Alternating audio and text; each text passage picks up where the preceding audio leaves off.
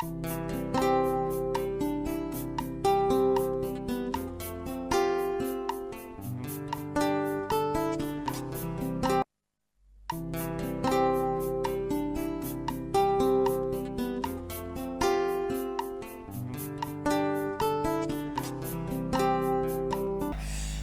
parce que vous avez été nombreux à avoir entendu des choses, à avoir appris des choses, parce que vous avez appris des choses.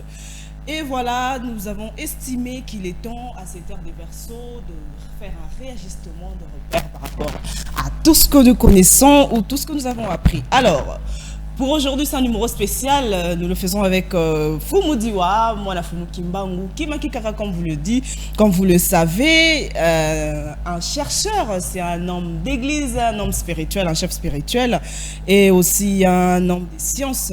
Ces derniers temps, vous l'appelez l'homme du développement, et pourquoi pas aussi ingénieur en communication sociale. Mais aujourd'hui, c'est un numéro spécial parce que c'est son anniversaire, voilà.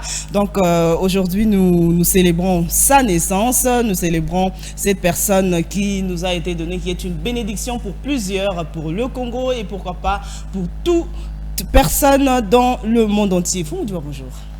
Bonjour madame. Heureux anniversaire à vous. Merci. Mbotama est là, comme on dit en lingala. Donc on va y aller. Faut me dire notre Congo, comme nous le savons, est pétri de richesses. Et par sa forêt, déjà, est deuxième puissance après l'Amazonie. Mais aujourd'hui, elle se place petit à petit en première position. Mais pourquoi est-ce que le Congo, malgré toutes ses richesses, a toujours un état et la pauvreté? Bon, merci beaucoup pour la question. Tous a toujours été à pauvreté parce que d'abord tous a guerre, tous a facteur majeur et était une agression rwandaise, yebani, oui guerre madame et zalaka on a des dépenses ébélées, ça comme alors on a non choix bah état, n'est que là on a université. État yazali état tant yazali na souveraineté na ye nyonso puis azana population azana ba territoire mais tant que l'état a perdu une partie de souveraineté na ye alors comme un problème même pour Namboka. Donc pour moi je trouve que Congo a un problème aussi à homme politique.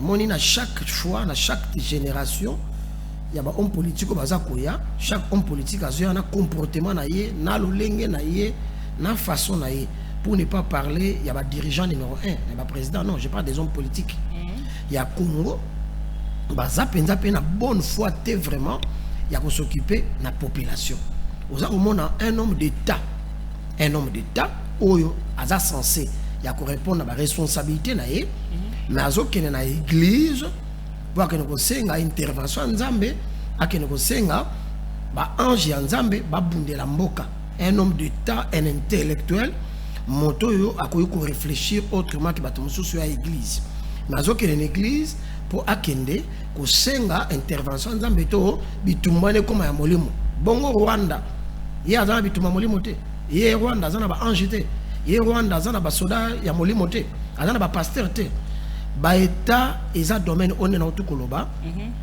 et sengeli ba pays ba imposaka suprématie na bango les états ne se négocient pas ba état la souveraineté ils ont arrêté qui peut s'engager yokelanga non il y a un scientifique qui a dit Paul Valéry il a dit ceci si l'état est fort il nous écrase si il est faible nous périssons. Paul Valéry. Si l'État est fort, il nous écrase. S'il est faible, nous périssons. Donc, dans le domaine où on a une organisation et économie pour que chaque Congolais a se retrouver dans le Boganaï. Mais il faut vous dire aux leaders spirituels et tout, vous êtes porteur d'un grand courant qui aujourd'hui a su trouver sa place aussi dans la société. Mais toujours Sambelati. Vous, les chefs d'église, vous nous envoyez dans des montagnes de prières, vous nous envoyez dans même la prière, ça ne joue pas un rôle pour changer les choses. C'est ça que je viens de dire, une nation ou un État ne se construit pas par des prières. Tu vois, eza ba makambo oyo il faut ko conquérir yango, il faut ko acquérir yango, ko acquérir yango. Alors ntango déjà bazo croire que ko sambela mingi nde ko développer mboka yo moko moni déjà to boy ko sambela te. Est-ce que ba konjo bazo diriger mboka ba komi wana po ba sambele mingi ba magistrat bazana ba parquet ba komi ba magistrat ba sambela ki mingi moto akomi ministre économie to akomi économiste po sambela ki mingi juriste po sambela ki mingi yo komi journaliste po sambela ki mingi DG Paul Tosso asali chaîne po sambela ki mingi. Non, ils en a ba effort oyo ba état esengeli ba tia en place la diplomatie ba mécanisme oyo ko sala que chaque peuple sur chaque motu à vivre impact et à bozu oyo mboka azanango parce que ezaka te Congo aza riche non mais sengeli état ou alinga la fort et c'est ça ni un état fort doit mettre à mesure ou lancer de manière cohérente des politiques publiques pour mieux atteindre le but qui s'est fixé. C'est-à-dire ce que l'État a une politique cohérente était la place peuple kozalaka pauvre parce que ba minéraux wana ba yo kabela ngote chaque peuple chaque congolais zo ndam na yo non il faut les cas na to ya échange bateki yango mbongo ekoti na mboka et chaque congolais azala na musala ozo permettre ye ba futaye a foutre un pot à vivre pe na libota na ye tango déjà misala ezate na mboka pour mboka azana ba problème on est tombé ba pamusi à guerre ba infrastructure a bien exaté communication a bien exaté toi même na pas ba internet tilelo na ba mboka Afrique internet a un problème ba tiara ba méga. Alors vous voulez croire que nzamba ko bongo la bino mboka la bino na prière Japon tongama na prière ba japonais ba bela nzambe sala un pays plein de pasteurs. Vous allez monter dans les montagnes aujourd'hui, on a un autre madame, vous avez place, il y a un le colopo, ça, mais dans la mangengenge. Dans l'ouzizi, dans la Sima Campus, qu'on a une tendance. Ok, héros, bah, tu vas avoir ma place. Bah, tu vas avoir terrain pour la prière. Au coup, tu vas maman na biso, ba sœur na biso, mibal na biso, bah, na 4h du matin, bah, zawana, bah, mousso, bah, lala kiwana. Même beau que tu changes, bah, qu'il y a une prière dans le stade, bah, organiser ma cérémonie. Dédié mboka na nzambe oto ke noko boaka mafuta na ba rond-point nyonso bato basali yango to sangana na stade des martyrs basala nzambe nyonso ba prophétie epesami na ba mimonaka que baza ba leader.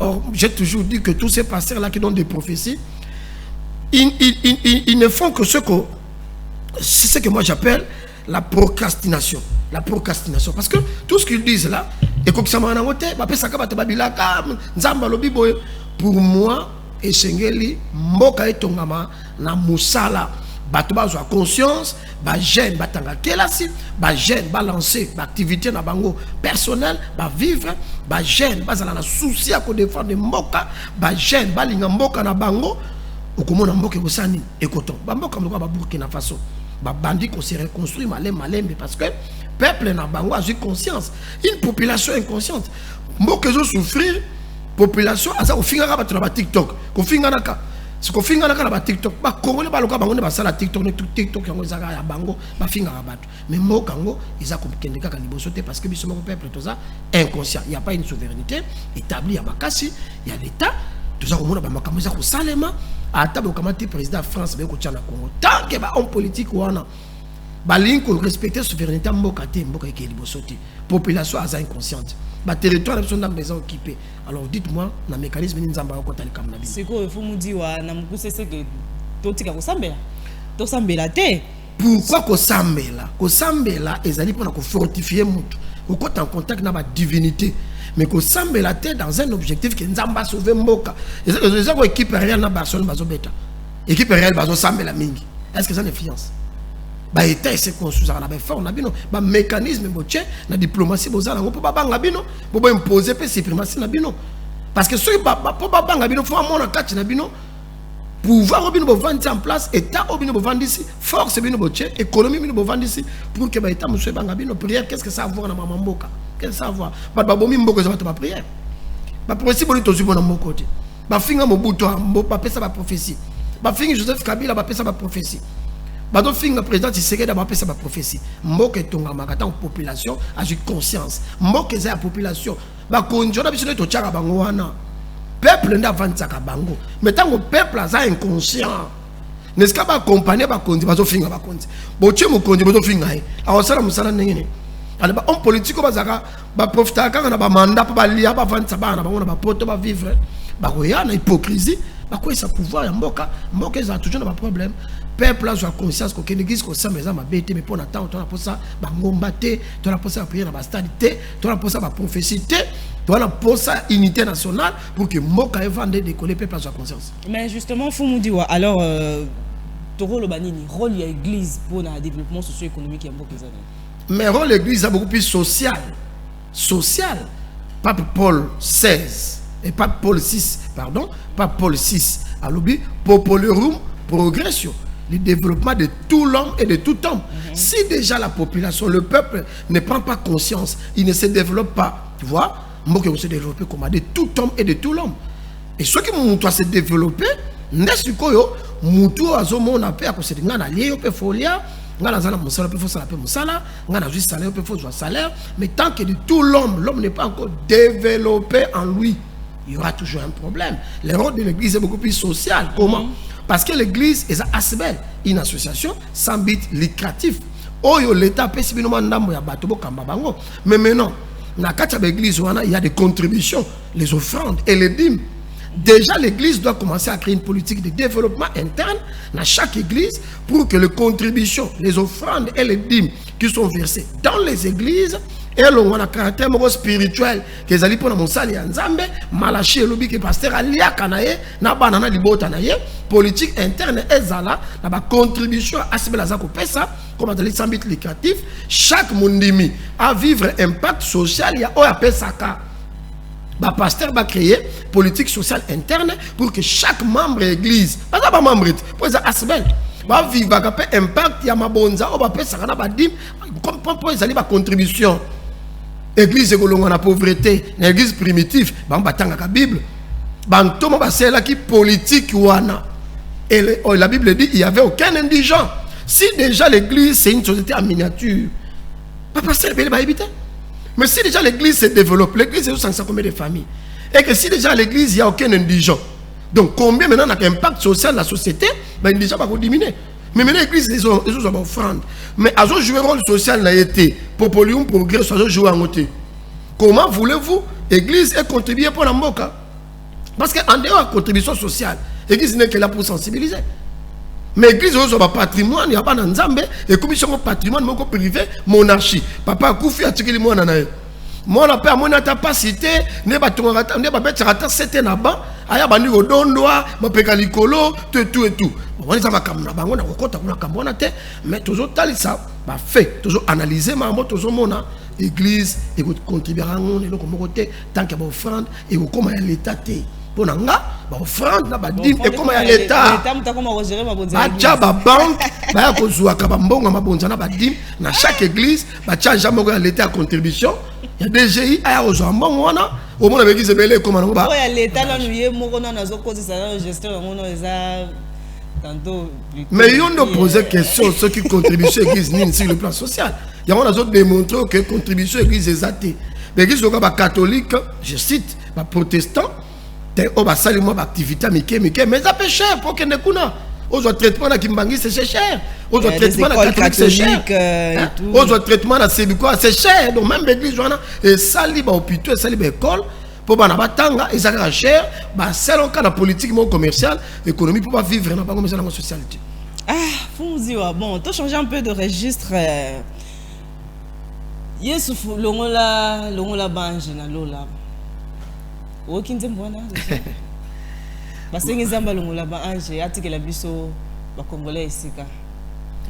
Bon, en tout cas, la compréhension est un analyste.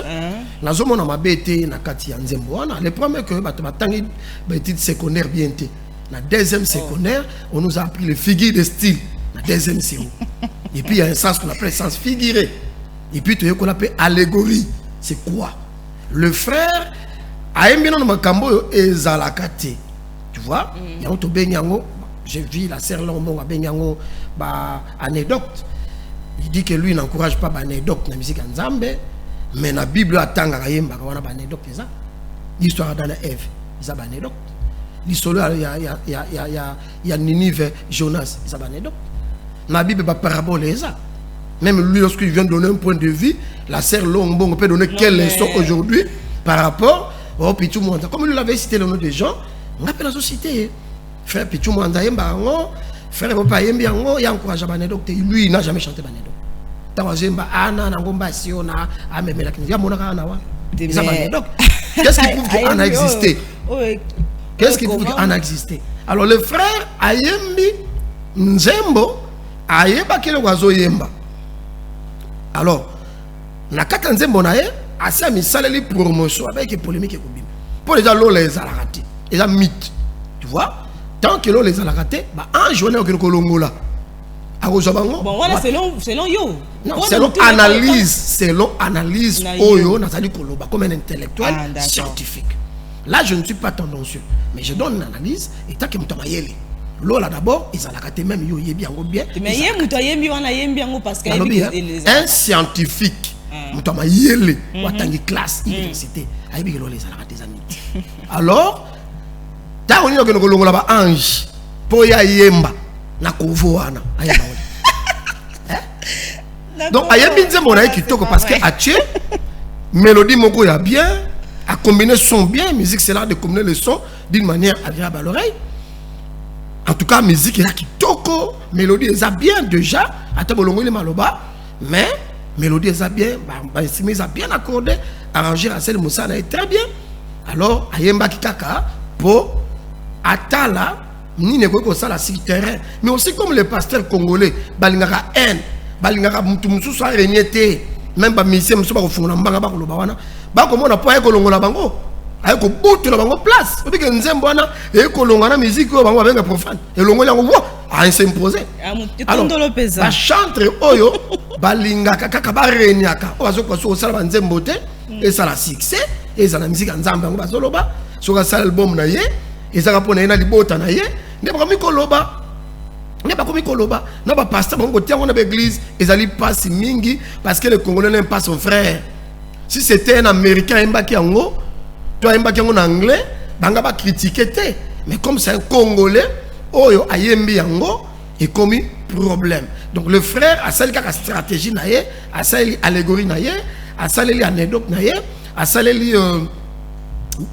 mythe oyo côté le salé maté. Nzembo et puis a créé polémique à la promotion Nzembo. Impact nango yangwana a réussi du moins qu'on imposer Nzembo nae nenga programmaki. Bon, c'est votre opinion et ceux qui nous suivent également. Mon opinion par base de quoi? C'est votre analyse. Mais c'est ça que je dis. C'est que vous dites n'engage que vous. Ok. D'accord, merci. Alors, je suis un pasteur à la télé dire que offrande, église et tout. Donc, les pasteurs doivent être pris en charge par les fidèles. Donc, offrande, mieux sauter ça en église, le bon il faut prendre en charge les hommes de Dieu. L'exploitation de l'homme par l'homme sont des narrations installées par les impérialistes, dans la Bible, pour que cet individu-là puisse se croire au-dessus de tout le monde. Donc, au monde, il y a 4 heures du matin. Omega wana 4 h du matin l'ingénieur Moussa mais 4 h pas on y commence l'émission à matin escalier tu vois il y a mon déjà chaîne et pour comment va bima pour vivre à l'atoka yo automatement on va escalier autoki pour vivre l'auto alors un individu qui se croit être au-dessus de vous au-dessus de l'autre il dit que non il est allé à Kambongo ya offrande na tala qui on a TikTok à voyager na première classe. Voyage, je n'ai coûté en tout cas pour moins de $10 000 pour une semaine. Mais voyage, à Salango, je ne sais pas si vous avez ivoirien. Et puis, à sa fière, il y a un offrande parce que il faut aller essayer de malade. Bon. Le malheur est que le peuple est pauvre. Et ces pasteurs n'ont pas honte. La conteste à l'élo où les pays africains sont dans l'état de pauvreté. Dans la guerre, à la conventé, voyage à Salango, $10 000, la mort à Bandimi. C'est ça que je dis, ça va narration et ça n'est pas si mingi pour être dans le cannabis sur la pays dans l'Afrique. Batmazo katake bang bazali kolo amibe ko nzambe. Mais la Bible bon batanga balobini. tu travailleras 6 jours et tu feras ton ouvrage. Tu travailleras 6 jours. Lui n'est pas dans l'étude. Mais lui dit que, à corriger ma camarade, il ne travaille pas, il doit manger. Na compter sur la pauvreté, un individu qui se croit au-dessus des autres, et puis azo aider à ta pauvreté, azo ko vanter ba voyage à ça la poto na ba $10 000, à foutre ba bien cher, à la traba costume cher. Moi je pense que ezaka ba pasteur en couche en biberon, et allé ba pasteur en ba zongeli ba pantalon mi nene, na ba bubo mi nene, musulo to mona la ti pantalon mu nene na ko fali. Bolula ka ba to ngo bo finga ba mponi. Quelqu'un qui est scientifique, c'est un pasteur professeur des universités, qui est censé, dans la déontologie, dans l'éthique, il y a l'exemple, tu vois, et on accompagne que, mais il vient à la télévision, il se comporte comme une personne non scientifique. Il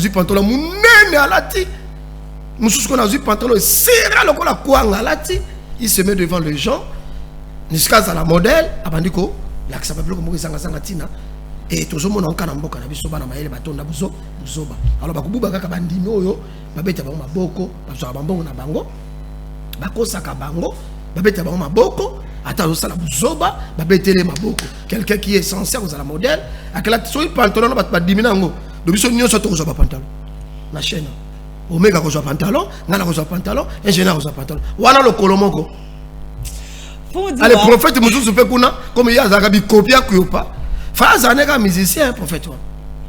Il y a des gens qui vivent dans la polémique.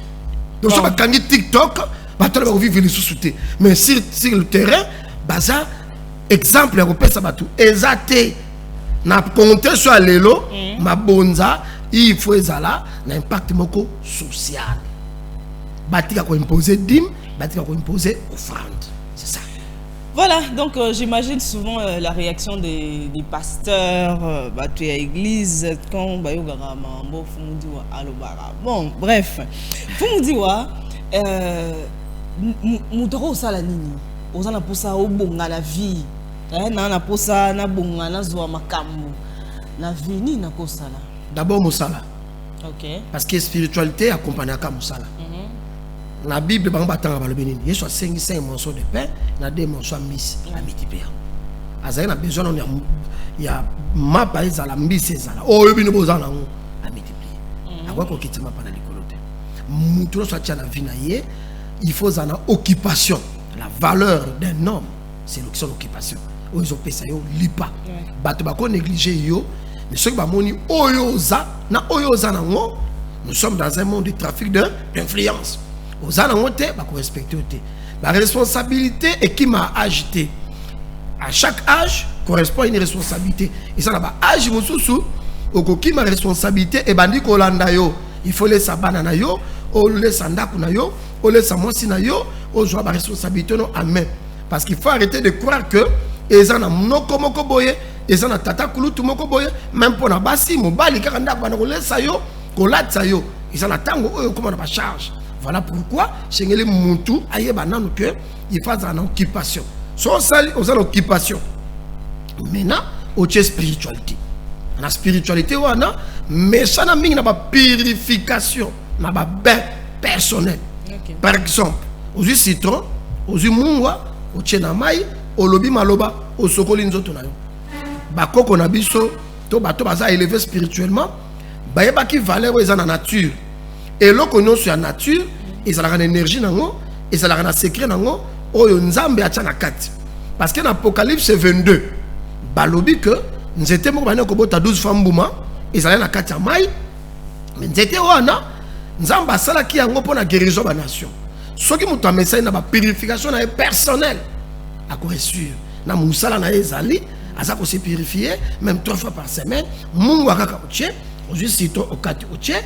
En tout cas, au cause de dégager l'énergie sombre, l'énergie négative pour permettre aux gens de poler les lumières accompagnées afin que jeûner bienfaisant. On va déverser l'énergie, va déverser doublement l'énergie, pour faire avancer Moussanayo, pour créer des relations, pour créer des connexions. Parce que même la Bible dit demandez et l'on vous donnera.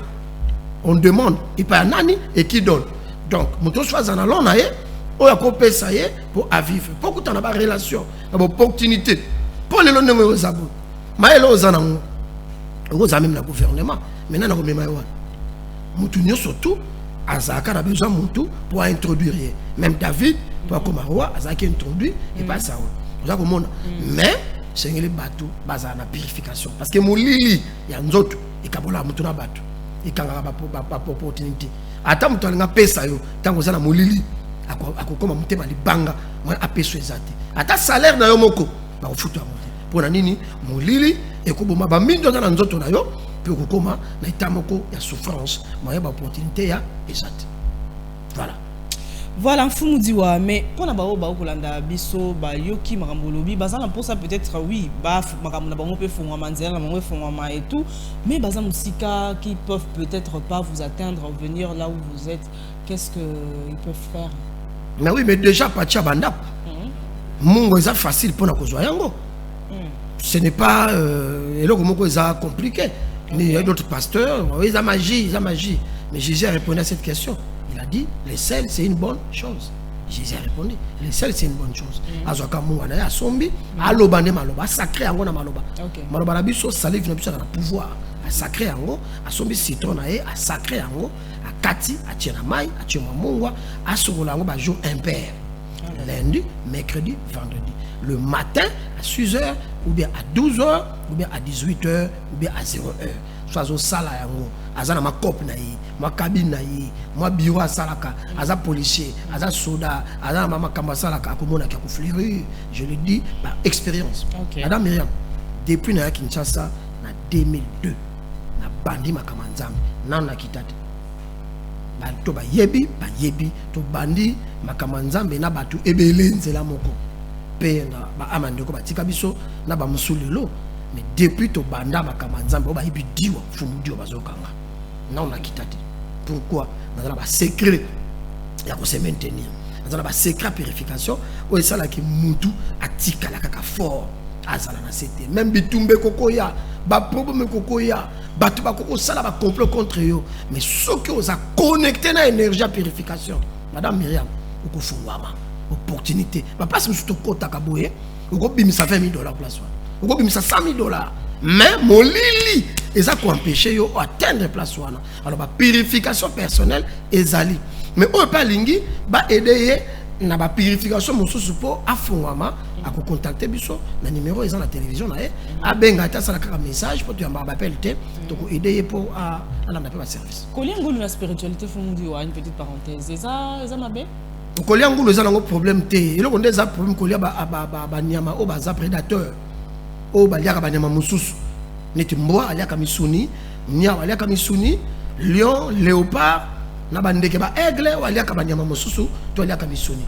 ba kokolia bango te mais ba nyama mosusu batikali ba kokolia na bango ngulu n'a rien à voir avec la spiritualité ba tunde ba pesa ngo image par rapport à la Bible un groupe de personnes au ba kwa kana Bible na kura ba mona ke ngulu comme ba chaki milimu mabe na ngulu selon bango ba kolia ngulu te mais ba ngulu bazaki na milimu mabe ba no kwa na maite ba me la pe maite ngulu ça n'impact te la spiritualité so ba sela ngona matungulu très bien acha ngona ma pilipili okolia kitoko sans problème bilo mosusu ba balo ba paza ba ignorant un spirituel expérimenté akoma mama ngulu te ngulu n'a rien à voir azara nyama mais ba nyama baza prédateur ba kokolia bango te na spiritualité ça voilà je pense que ba tu as capé la bazar ko sepela po voilà faut me dire wa mabala lelo eza ko mina lisuti eza ba jeune eza la mikolo les gens se marient beaucoup mais ba mariage ils ont duré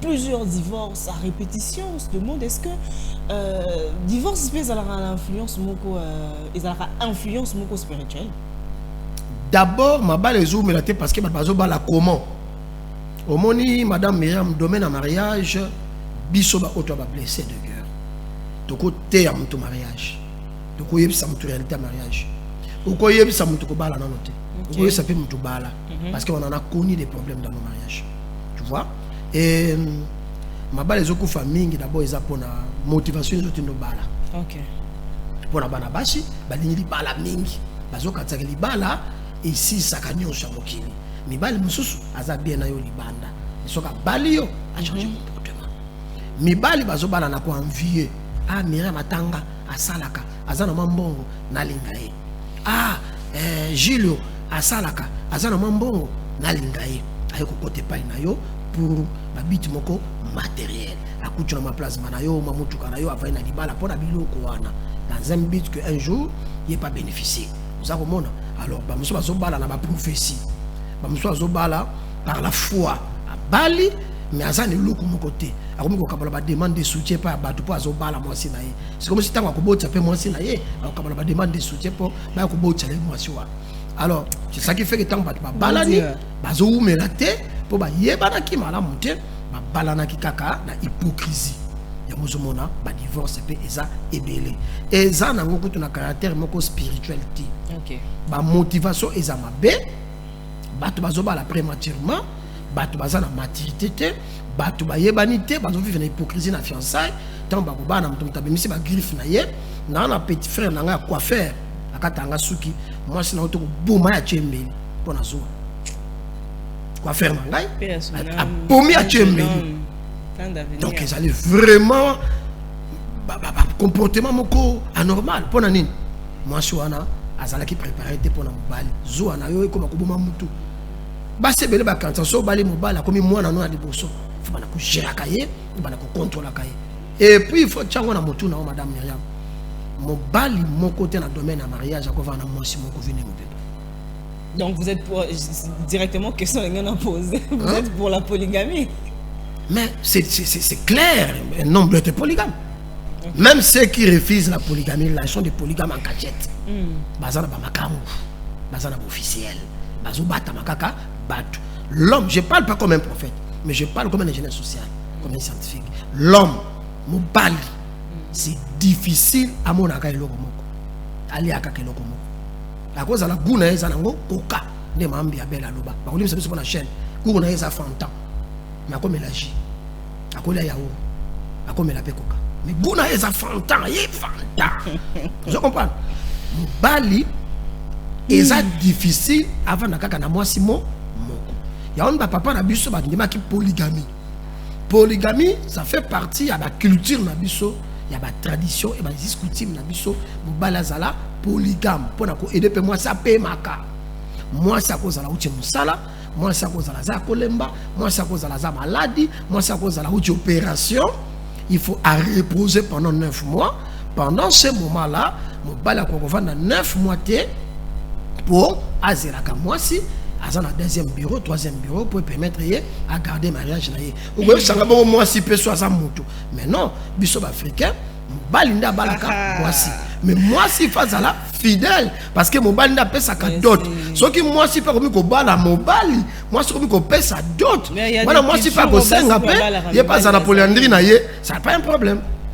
bon ce qui moi ça bali mobali et que la coutume na bango basi babala ka mibali wana za na droit za mibali belé pour yepe à cause mobali à cause de la maladie yepe azala moi j'ai trouvé ça vraiment trop injuste donc mobali rose à la moi c'est à Beli donc toi tu as le droit à kokende mais ils appellent mobali monsieur super à Beli marampeta monsieur ça la sous et pendant des années donc la femme est obligée à causer la bon les hommes ba individu bazaka gérer na ba tradition na ba coutume na biso parce que yo zawana oza na ekolo na yo oyo zali eza pe na ba loi ekolo wana ba coutume ekolo wana nde biso bato to se développer bongo to kola bongo alors na biso ba bantu mobali ndaza chef ya mwasi mobali ndakenda ko bala mwasi afuta ka ba dot polygamie ba koko na biso ba salela ki yango mona ki ba divorce ezalaki mukie na pese exemple moi mukie ngane na zabo par exemple take me sediwa pas moi c'est nga za malade 9 mois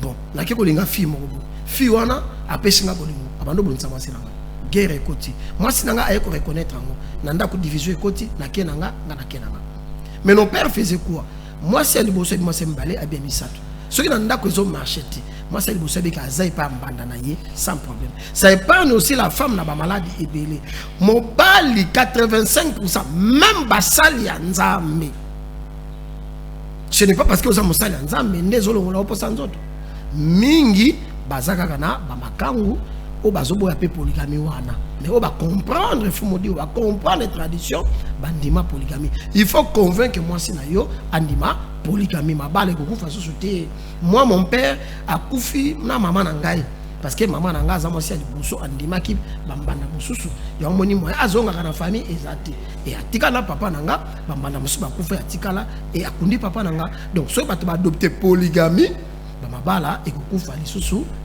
pour moi si babala pas mobile.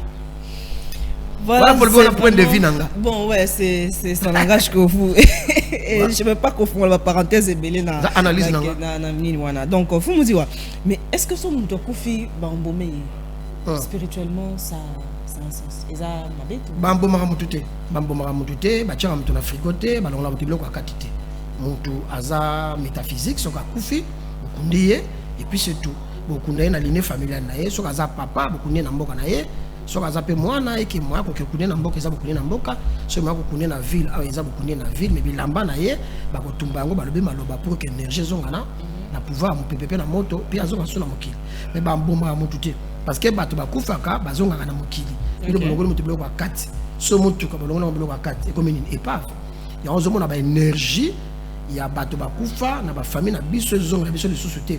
Mon papa moi azali mayele papa moi azali mukonzi mais bana ne bazo vivre sur impact ya mayele to ya bozui ya tata wana te parce que ba longola ke biloko akati ba kati na énergie ya connexion bana naye ba mbomaka mutute minele nde ba installer ba narration wana ba installer biloko na bango wana pour na kwa faibli ba africain parce que til lo mundele on a ça contre débat l'église des noirs ou des blancs non na za mto makambo wana te nazo analyser mundele pas za bien Mundele pas zappé ma bé. Moutoumou pas zappé bien, a zappé ma bé.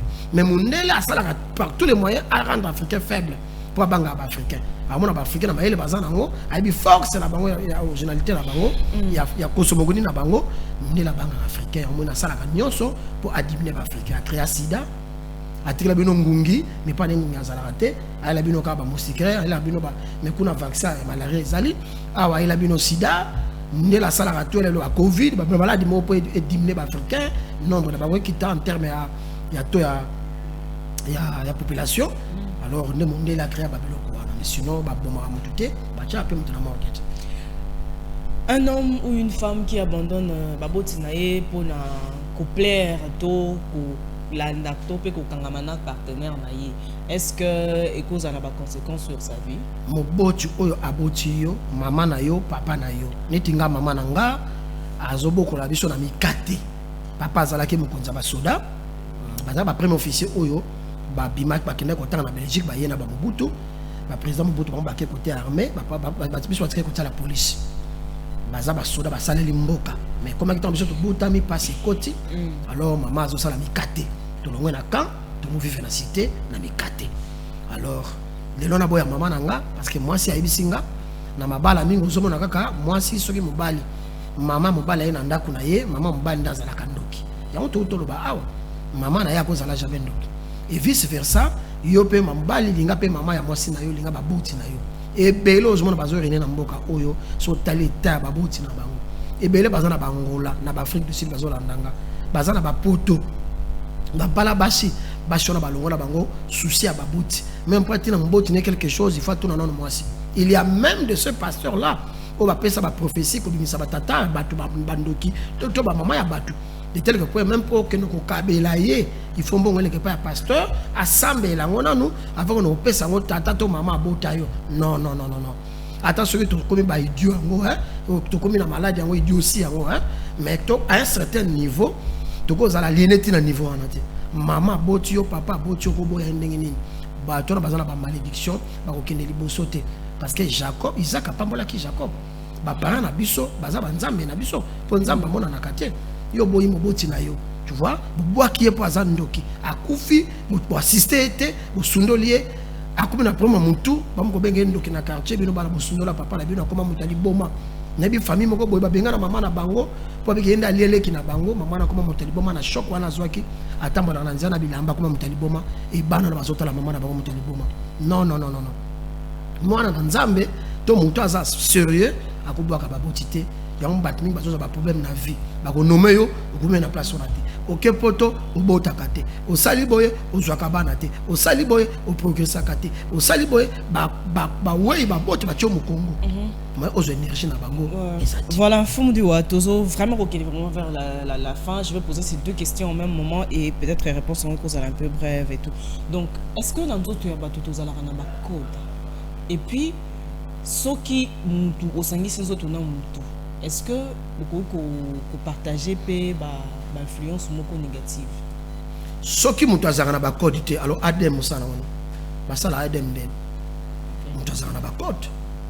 Code wana musu c'est ça on a fond na yo tu vois la fontanelle ils ont géré le domaine à cerveau parce que l'homme a la forme d'un serpent déjà on a nature na moto azarola oyo moni mutu mukila mutu oyo ya serpent ils a awa yebo na nenga colonne na yo et tu vois ya mona même ba indien ba tchaka na ba pharmacie na bango ba bi sans serpent ba tchaka toujours nyoka et tiebo donc mutu ya serpent ils a la raboyer place code ya lumière na ezali ya on faut éviter ba tchaka maboko na mutu pamba ba toucher la place wana maintenant mukila serpent wana bobolim sabiso na kati ya nice na yo o eza protéger na ba rein code mususu eza na kati ya nice na yo ya omoni ba nice wana place oyo eloko ko kota te mais nzamba sala nde epimisaka Qu'est-ce qu'il y a pour talibou au suppositoire? Moi, pompe privilégié au coach. Mais un corps matériel animé, il en a vie, il en a maille, il en a makila, et coco tawanati.